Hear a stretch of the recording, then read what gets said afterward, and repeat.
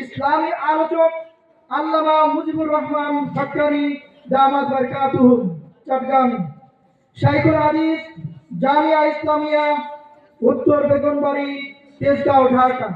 আমি হযরতকে তার মূল্যবান নসিহত পেশ করার জন্য সবিনয় অনুরোধ জানাচ্ছি।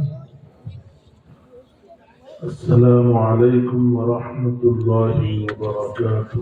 وعليكم السلام ورحمة الله إن الحمد لله والصلاة والسلام على من لا نبي بعده. أما بعد فأعوذ بالله من الشيطان الرجيم. بسم الله الرحمن الرحيم. وقال الذين كفروا لا تسمعوا لهذا القرآن والغوا فيه لعلكم تغلبون. وقال النبي صلى الله عليه وسلم إن الذي ليس في جوفه شيء من القرآن كالبيت الخرب، أو كما قال عليه الصلاة والسلام. درود شريف پڑھے اللهم صل على محمد وعلى آل محمد كما صليت على إبراهيم وعلى آل إبراهيم إنك حميد مجيد. اللهم بارك على محمد وعلى آل محمد كما باركت على إبراهيم وعلى آل إبراهيم إنك حميد مجيد. الحمد لله. সোয়েবাড়িয়া সাউতুল হেরা মাদ্রাসার উদ্যোগে আয়োজিত বার্ষিক ওয়াজ মাহফিলের সম্মানিত সভাপতি, উপস্থিত হযরত উলামায়ে কিরাম, মুরব্বিয়ানে ইযম, আমার প্রাণপ্রিয় ছাত্র ও যুবক ভাইয়েরা, পর্দার আড়ালের মা ও বোনেরা, মহান আল্লাহ পাক পরওয়ারদিগারে আলমের সকল তারিফ এবং প্রশংসা, যিনি মেহেরবানি করে আজকের এই মাহফিলে আমাদেরকে আসার এবং গভীর রাত পর্যন্ত ধৈর্য ধারণ করে বসার তৌফিক দান করেছেন। আমরা মহান রব্বুল আলামিনের শাহী দরবারে অন্তরের অন্তঃস্থল থেকে শুকরিয়া আদায় করি, আলহামদুলিল্লাহ। এবং আকায়ে নামদার, তাজদারে মদিনা, মাহবুবে কিবরিয়া, জিগার গোশায় আমেনা, মুহাম্মাদুর রাসূলুল্লাহ সাল্লাল্লাহু আলাইহি ওয়াসাল্লামের খিদমতে লাখো কোটি দরুদ ও সালামের হাদিয়া। যার আদর্শ আর তরিকার মধ্যে রয়েছে মানব জাতির জন্য দুনিয়া এবং আখিরাতের কামিয়াবি আর সফলতা। আমি আপনাদের সামনে অতি সংক্ষেপে তিনটা কথা বলবো। কথাগুলো বলার আগে আমাদের বসাটা একটু সুন্দর করতে হবে, মাঝের খালি জায়গাগুলো পুরা করতে হবে, পিছনের থেকে সামনে আসতে হবে, যার সামনে যে জায়গা আছে জায়গাগুলি পুরা হবে। বসা সুন্দর হবে, কথাও সুন্দর হবে।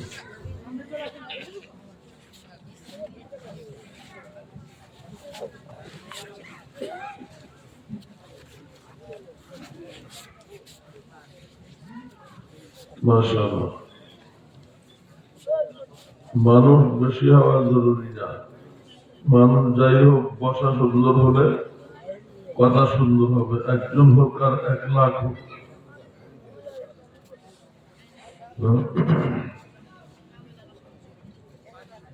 আপনারা সামনে আসেন, সামনে আসেন।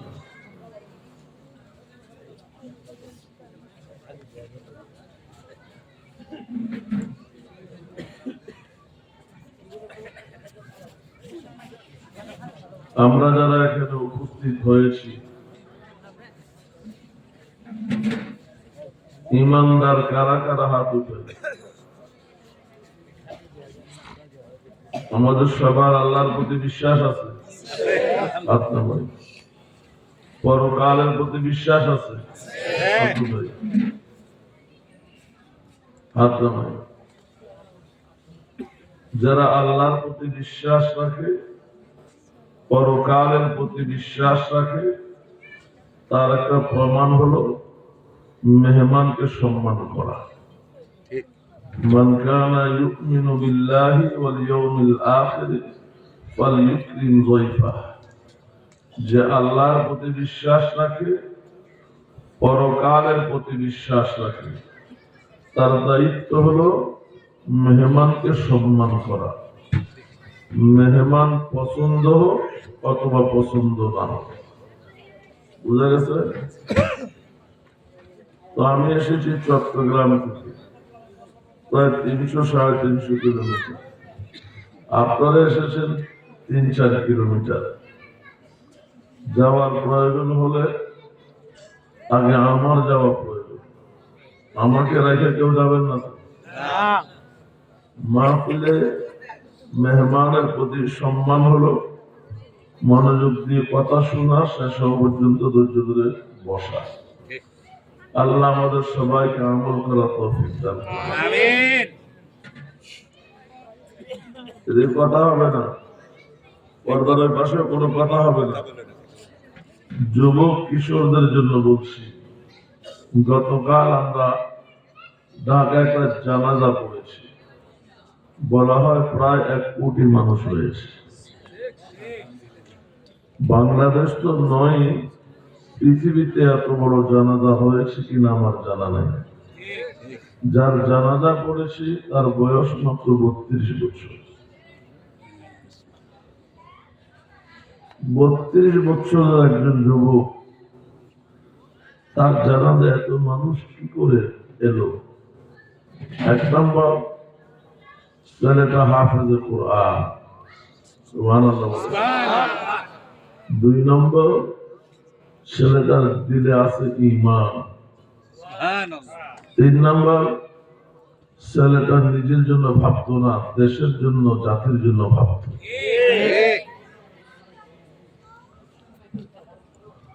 ভোটে প্রার্থী হতে চাইছিল, টাকা 8 আসন। কোন এক বন্ধু জিজ্ঞাসা করেছে, তুমি যে ভোটে দাঁড়াইছো 500 ভোট পাইবা? সেটার জবাব হলো 500 ভোট পাইলে অত বেশি।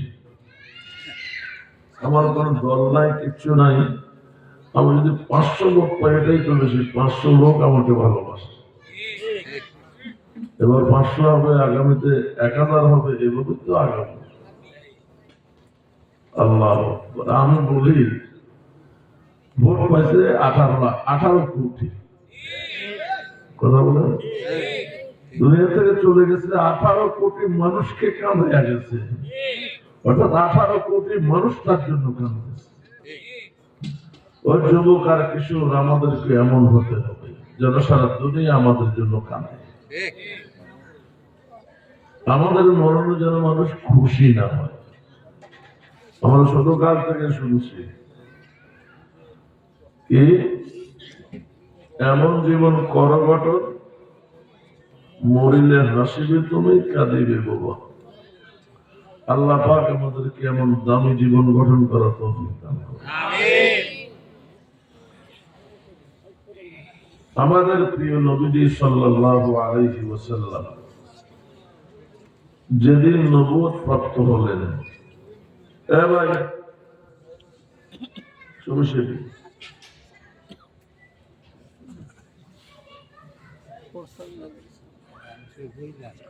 আমি আধা মিনিট সময় দিলাম, কারো মন চাইলে উঠে। কথার মাঝখানে উঠা বসা করলে আমার কথা ছুটে যায়। কিছু ধারে কাটে, কিছু ভারে কাটে। কিছু ধারে কাটে, কিছু ভারে কাটে। শরীর ধার বেশি হইলে ভার কম হইলেও চলে, আবার ভার বেশি হইলে ধার কম হইলেও চলে। কিছু আর সুরের কিছু ওয়াজ বুঝার। সোর হইলে ওয়াজের প্রতি মনোযোগ না হইলে আসলে সোর ভালো লাগে, আর সোর না হইলে মনোযোগ দিয়ে শুনতে হবে, কথাগুলি ভালো লাগতে হবে। যেহেতু এখানে সোর নাই, কথাগুলো মনোযোগ দিয়ে শুনতে হবে। আমাদের প্রিয় নবীজি যেদিন নবুয়ত প্রাপ্ত হলেন, সেদিন সমগ্র পৃথিবীতে কোন মুসলমান ছিল, কোন পরিবার, কোন সমাজ, কোন দেশ এক আল্লাহ বিশ্বাসী ছিল। তৎকালীন পৃথিবীর প্রধান পরাশক্তি ছিল রোম সাম্রাজ্যবাদ। তাদের খোদা ছিল 3 জন। দ্বিতীয় পরাশক্তি পারস্য সাম্রাজ্যবাদী। তাদের খোদা ছিল আগুন। তারা আগুন জ্বালাইয়া আগুন পূজা করত, আগুনকে খোদা মনে করত। যে দেশে নবীজির জন্ম আরব জাতি, তাদের খোদা ছিল 360। যে দেশে আমরা বসবাস করছি, ভারতবর্ষ, তাদের খোদা ছিল 33 কোটি। এক কথায় সমগ্র পৃথিবীতে কোন পরিবার, কোন সমাজ, কোন দেশ এক আল্লাহ বিশ্বাসী ছিল না। যুগটাকে বলা হতো জাহিলিয়ার যুগ, বর্বরতার যুগ, মূর্খতার যুগ, অন্ধকার যুগ। কেমন অন্ধকার? পুরুষ লোকগুলো দিনের বেলায় উলঙ্গ হইয়া কাবাগর তাওয়াফ, নারীরা রাতের বেলায় উলঙ্গ হইয়া কাবাগর তাওয়াফ। কোন পরিবারের প্রথম সন্তান মেয়ে হলে জীবন্ত মাটি চাপা দিয়ে হত্যা করা হতো। মরার সারা পানির মতো স্বাভাবিক ছিল। এমন কঠিন সময় আল্লাহ পাক বিশ্ব নবীকে দায়িত্ব দিলেন বিশ্ব মানবতার সামনে দাঁড়িয়ে এক আল্লাহর প্রতি দাওয়াত দেওয়ার। সারা দুনিয়া একদিকে, নবীজিকে আল্লাহ দায়িত্ব দিলেন আরেক দিকে। বলেন কাজটা সহজ না কঠিন? অত্যন্ত কঠিন। নবীজি সাল্লাল্লাহু আলাইহি ওয়াসাল্লাম হতাশ ছিলেন।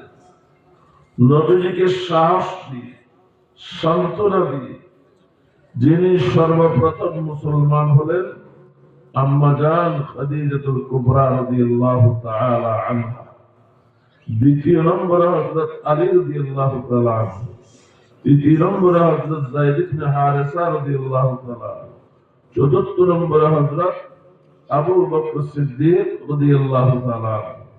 কতজন হলো? 4 জন। আবু বকর রাদিয়াল্লাহু তাআলা আনহু দাওয়াত দিয়া বানাইলেন 6 জন।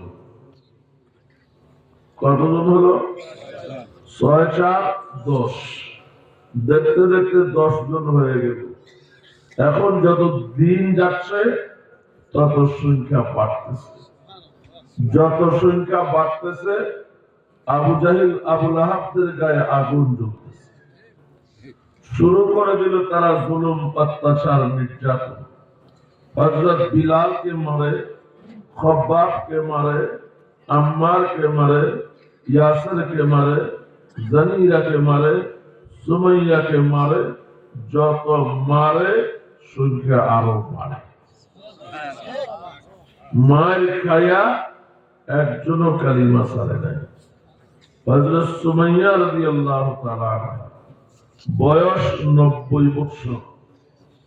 কালিমা পড়ার অপরাধে তার গায়ের কাপড় খুলে বিবস্ত্র করে চিৎ করে শোয়া, মাথা থেকে পা পর্যন্ত চাবুক দিয়া পিটাইয়া ক্ষত বিক্ষত করেছে। এরপরে আবু জাহেল জিজ্ঞাসা করে, সুমাইয়া, এখনো সময় আছে, মুহাম্মদের খোদাকে ছেড়ে দাও, আমাদের 360 খোদা মেনে নাও। সুমাইয়া বলে, আজ আমি প্রতিযোগিতায় অংশগ্রহণ করেছি। কিসের প্রতিযোগিতা? 90 বছরের বিদ্যা। সুমাইয়া বলতেছে, আমি দেখতে চাই তোদের জুলুমের সীমা কত দূর আর আমার ধৈর্যের সীমা কত দূর। তোদের সকল জুলুম অত্যাচার আমার শরীরের উপর দিয়ে যাবে। আমার যে হৃদয়ে আল্লাহ এবং তার রসুলকে জায়গা দিয়েছি সেখানে কোনো প্রভাব পড়বে না। আবু জাহেল রাগান্বিত হয়ে লজ্জাস্থানে বর্ষা নিক্ষেপ করে শহীদ করে দিল। সুমাইয়ার জীবন দিল, কালিমা সারল না। এখন আবু জাহেল হতাশ, কারণ এত মাইলের পরেও কেউ কালিমা সারে না, আর এত মাইল দেখার পরেও মানুষ ইসলাম গ্রহণ থেকে বিরত থাকতেছে না। প্রতিদিন 2-4 জন মুসলমান হতেই আছে। কারণ কি খুঁজে বের করতে হবে। বড় বড় কাফের নেতারা সব বসছে, একে একে মতামত ব্যক্ত করতে লাগলো। কারণ আর কিচ্ছু না, কারণ হলো কোরআন শরীফ। সুবহানাল্লাহ।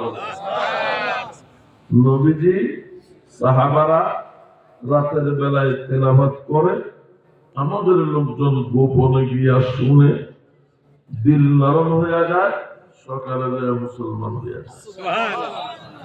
এই কোরআনের তেলাওয়াত এটাই একমাত্র কারণ মুসলমানের সংখ্যা বাড়ার পিছনে।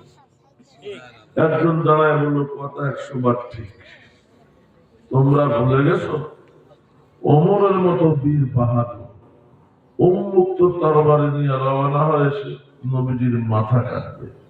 আমরা সবাই বাহাবা দিলাম, স্লোগান দিলাম যে ওমর এটা তোমার পক্ষেই সম্ভব। সেও বীর দর্পে গেল, পথে বোনের বাড়িতে গেল, কোরআন তেলাওয়াত শুনলো, নবীজির মাথা কাটার পরিবর্তে নিজেই মুসলমান হয়ে গেল। ওমরের মতো এত দামি মানুষটাকে হারালাম কারণ কোরআন শরীফ। কি করতে হবে? কোরআন বিরোধী আইন করতে হবে। আইন কি? আজকে থেকে আমাদের কোন লোক কোরআন তেলাওয়াত শুনতে পারবে না। যদি কেউ শুনে তার উপযুক্ত শাস্তি হবে। তারা যে আইন করেছে, আল্লাহ পাক আইনের কথা কোরআনে নাযিল করে দিলেন। وقال الذين كفروا لا تسمعوا لهذا القرآن সম্মিলিতভাবে আইন করলো, আজকে থেকে কেউ কোরআন তেলাওয়াত শুনতে পারবে না। যেদিন সন্ধ্যায় আইন করেছে ওই রাতে আবু জাহেল নবীজির বাড়ির এক পাশে দাঁড়ায় কোরআন তেলাওয়াত শুনে, আবু সুফিয়ান আরেক পাশে দাঁড়ায় তেলাওয়াত শুনে, আখনাস ইবনে শরীফ আরেক পাশে দাঁড়ায় কোরআন তেলাওয়াত শুনে। শুনতে শুনতে কখন যে সকাল হয়ে গেছে খবর নেই। তিনজন যখন 3 দিক থেকে বের হয়েছে ধরা পড়ে গেছে। খুব খেয়াল করবেন, আবু জাহেল প্রথম ক্যাটাগরির নেতা, আবু সুফিয়ান দ্বিতীয় শ্রেণীর নেতা, আখনাস সাধারণ কাফের। তো দুইজন মিলে সাধারণতার দোষ। গত রাতে আইন হয়েছে কোরআন শোনা নিষেধ, আইনের রাতে আইন মানলি। আখলাক বলে আমি ভেবেছি আপনারা আইন করেছেন, আপনারা তো এখানে আসবেন না, আমি একটু নিরিবিলি শুনি। কিন্তু আয়সা দেখি আপনারা আইন করছেন, আপনারাই বলছেন। এবার আবু জাহেল বলে, আবু সুফিয়ান তুই কেন এসেছিস? আবু সুফিয়ান বলে, আমি ভেবেছি সাধারণ কেউ আসবে না, এত বড় নেতারা আইন অমান্য করে, আর আপনি তো আসার প্রশ্নে উঠে না, আপনি সর্বোচ্চ নেতা, আমি একটু নিরিবিলি শুনি। তো আপনি কেন আসলেন? আবু জাহেল বলে, আমি ভেবেছি মক্কে আমার একটা প্রভাব প্রতিপত্তি আছে, আমার আইন ভাঙ্গার সাহস কারো নাই, এই সুযোগে আমি একটু শুনি। আবু জাহেল বলে, আচ্ছা এই ঘটনা জানাজানি করার দরকার নাই, যে যার মতো করে বাড়িতে চলে যাও, ভবিষ্যতে আইন আরো মজবুত করো। আবু জাহেল গেল আবু জাহেলের বাড়িতে, আবু সুফিয়ান গেল আবু সুফিয়ানের বাড়িতে, আখনাস ইবনে শরীক সে চুপে চুপে গেল আবু সুফিয়ানের বাড়িতে, যে বলে, আবু সুফিয়ান, আমি তোমার কাছে দুইটা বিষয় জানতে এসেছি। আবু সুফিয়ান বলো, বলো কি জানতে চাও? আখনাস বলে, না, এভাবে হবে না। তুমি মাথায় হাত দিয়া দেব দেবীর নামে কসম করে আমাকে ওয়াদা দাও, আমার প্রশ্নের সঠিক উত্তর দিবা, ছলচাতুরি করবা না। বুঝতেছেন আমার কথা? আবু সুফিয়ান মাথায় হাত দিয়া কইল, লাত মানাত উজ্জার কসম, তুই যা জানতে চাইবি সঠিক উত্তর দেব। আখলাক বলে, আবু সুফিয়ান, যে নবীকে তোমরা মেরে ফেলতে চাও, দেশ থেকে তাড়িয়ে দিতে চাও, অথচ সেই নবীর তেলাওয়াত সারা রাত দাঁড়ায় দাঁড়ায় শুনলা, বিবি বাচ্চার সঙ্গ ত্যাগ করে, আরামের খুব হারাম করে সারাটা রাত দাঁড়ায় তেলাওয়াত শুনলা। তুমি নিজে শিক্ষিত মানুষ, তোমার বাড়িতে কবিদের আসর বসে, আরবি নলেজ তোমার বহু। আমি জানতে চাই, সারা রাজ্যে কোরআন শুনলা, কি মনে হলো? সত্যি কিতাব আল্লাহ নাযিল করেছে না মুহাম্মদ নিজে রচনা করেছে?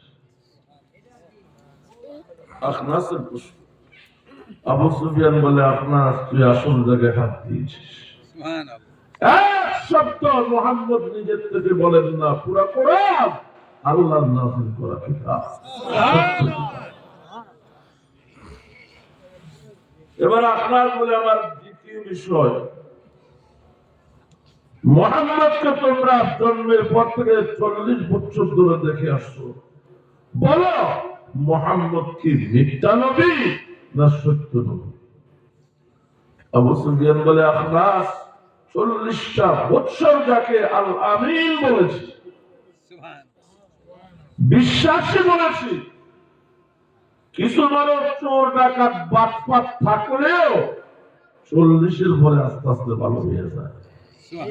কথা বলে না, কবরের চিন্তা ধরে, কি বুড়ো হইলে খারাপ করার গুলো ভালো হয়ে যায় না, খারাপ থাকে জোয়ান। যেই লোকটাকে খারাপ থাকার বয়সে আল আমিন বলেছি, এখন 40-এর পরে কি করে বলে মিথ্যাবাদী? নিঃসন্দেহ মুহাম্মদ সত্য নবী। এবার আপনার বলল, যদি মুহাম্মদ সত্য হয়, কোরআন সত্য হয়, এই সত্য না মেনে বিরোধিতা করো কেন? কথা বলে, সত্য মানাটাই তো যুক্তিযুক্ত, বিরোধিতা করো কেন? আবু সুফিয়ান বলে, জানি না, সবাই করে আমিও করি। কথা বলে, এরকম কিছু ভালো যাচ্ছে না। আমি কি সমাজের বাইরে? সমাজের 10 জনের একজন, 10 জনের বিরোধিতা করে আমিও করি, কিন্তু এই বিরোধিতার কোন যুক্তিসঙ্গত কারণ আমার জানা নেই। সে নবীর বিরোধিতা করতেছে তালে পড়ে, নিজে বুঝে যে বিরোধিতা করা উচিত না, যেটা করতেছে তালে পড়ে। হুজুরা কি দোষ করছে, তুমি এত বিরোধিতা করো কেন? আসলে চিন্তা করি মাঝে মাঝে, হুজুরদের কি দোষ, বিরোধিতা যা করি এটা দলের তালে পড়ে। এরকম কিছু মানুষ আছে আমাদের। আবু সুফিয়ান, এবার আখলাক আবু জাহিলের কাছে একই প্রশ্ন আবু জাহিলকে করেছে, একই উত্তর আবু জাহিল দিয়েছে। 3 নম্বর প্রশ্ন, যদি মুহাম্মদ সত্য হয়, কোরআন সত্য হয়, বিরোধিতা করো কেন? এখানে এসে জবাব দিল, আবু জাহিল বলে, বিরোধিতা করার বিশেষ কারণ আছে। মুহাম্মদের বংশ কুরাইশ, আমার বংশ কুরাইশ। মুহাম্মদ কুরাইশ বংশের বনু হাশিম গোত্র, আর আমার বংশ কুরাইশ বংশের বনু মখজুম গোত্র। বংশ আমাদের এক, শাখা ভিন্ন। কথা বলেন, বংশ আমাদের এক, শাখা ভিন্ন। দেশ আমাদের এক, দল ভিন্ন। এই দেশে মক্কা নগরীতে কুরাইশ বংশের এই দুই গোত্র সম্ভ্রান্ত। এই দুই গোত্রের মধ্যে বহুকাল পূর্ব থেকেই নেতৃত্বের কর্তৃত্বের লড়াই চলে আসছে। কে নেতা হবে?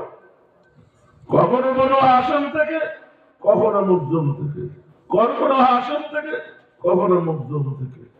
একক নেতৃত্ব বনু হাশিম কখনো পায় নাই, আবার একক নেতৃত্ব বনু মখজুম কখনো পায় নাই। কখনো এরা, কখনো এরা, কখনো আওয়ামী লীগ, কখনো বিএনপি। দেশ এক, দল দুটো, এইভাবে চলে আসছে। আবু জাহেল বলে, ভাগ্যের নির্মম পরিহাস, আমি যখন নেতৃত্বের উপযুক্ত হলাম আমার বংশের মধ্যে এবং মক্কার নেতাও নির্বাচিত হলাম, ঠিক সেই সময় আল্লাহ পাক বনু হাশিম থেকে মুহাম্মদকে নবী বানায় আনছে। আমাদের লেখাপড়া জানা মানুষ বলে, পৃথিবীর ইতিহাস বলে দুনিয়ার কোন নেতা কোনদিন কোন নবীর উপরে বিজয়ী হতে পারে না। নবী একাও তার নবীর শত্রু বিশ্ব সম্রাট শেষ বিজয় নবীরই হয়। আমার জিত, আমি আমার বংশের নেতৃত্বে থাকা অবস্থায় বনু হাশিমের মুহাম্মদকে আমার উপরে যেতে দেব, এটা অসম্ভব। আমি বেঁচে থাকতে দেব না।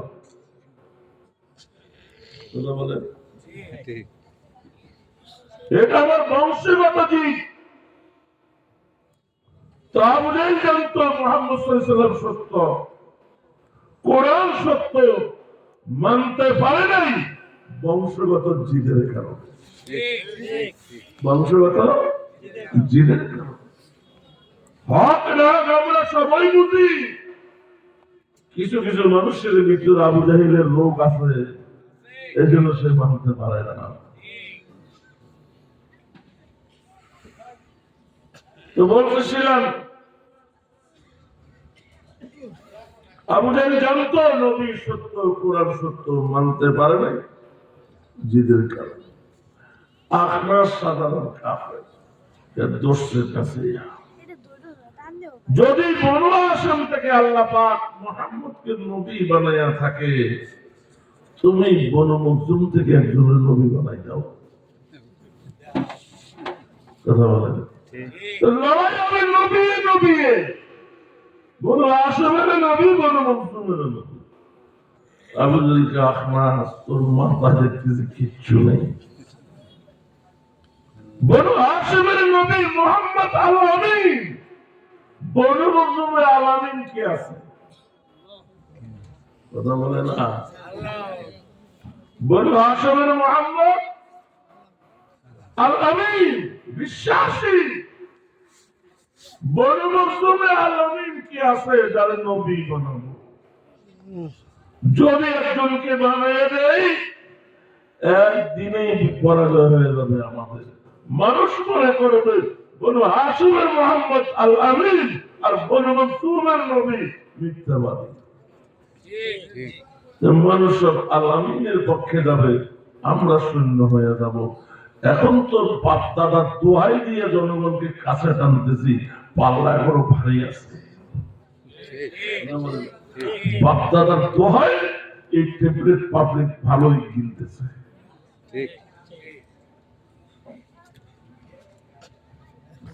আবু জাহেল বুঝে,